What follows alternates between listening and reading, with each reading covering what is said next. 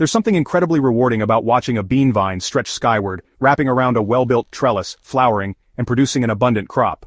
Beans are some of the easiest and most productive plants to grow in a garden, and with the right support system, their yield can be nothing short of impressive. But what if your trellis could do more than just hold up plants? What if it could also enrich your soil, attract earthworms, and create a micro-ecosystem right under your feet? At Hydrohaven, we've discovered that a DIY bean trellis can do exactly that, with just a few thoughtful design choices and natural soil-friendly practices.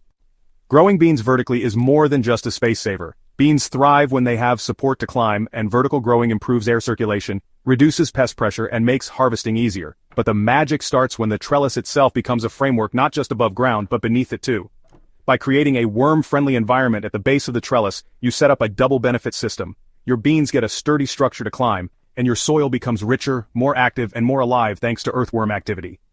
Worms love the root zones of legumes like beans because they're naturally nitrogen-fixing. And when you layer in compost, mulch, and moisture-retaining materials beneath the trellis, it becomes an invitation worms can't refuse. To build a functional and lasting trellis, begin with strong, weather-resistant materials. Wood is a classic choice, and cedar or untreated pine works well. You'll need 2 vertical support stakes around 6 to 8 feet tall and a few crossbars to create the climbing grid. If you want a more durable or modern look, metal conduit poles or bamboo also make excellent frames. The key is ensuring the structure is tall and strong enough to support the full growth of climbing bean varieties, which can reach over 6 feet. For the climbing surface, you can use twine, wire mesh, or jute netting. These materials give the bean tendrils something to grasp while being gentle enough not to damage the stems. Tool-wise, you'll need a saw for cutting the wood or poles to length, a drill and screws for fastening, and a mallet or hammer to secure the structure into the ground. Once your frame is assembled, anchor the trellis at least 1 foot deep to keep it stable, especially if you're in a windy area or using tall varieties like pole beans. If attaching to a wall or raised bed, make sure to space the trellis slightly off the surface to allow airflow and make room for maintenance and harvesting.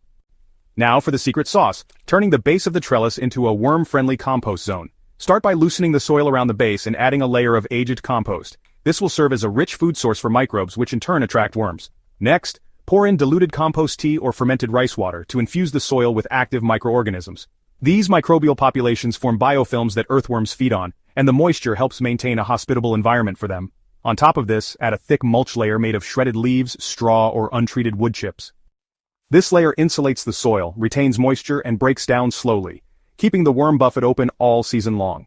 You've now turned the root zone of your beans into a micro-ecosystem that supports both healthy plant growth and an expanding worm population.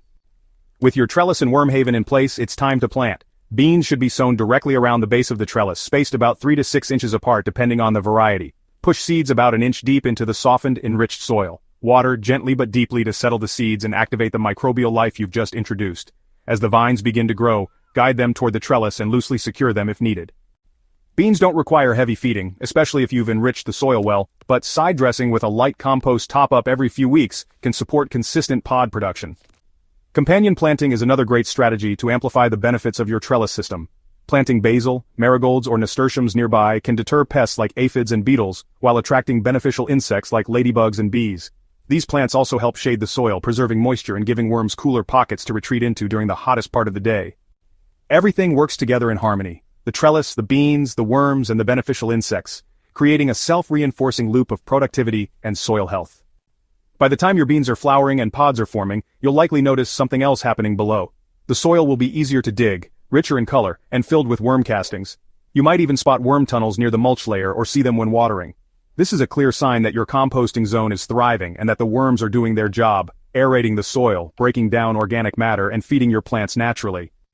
And when harvest time comes, you'll enjoy not only baskets full of crisp, homegrown beans, but also the satisfaction of knowing your soil is in better shape than when you started.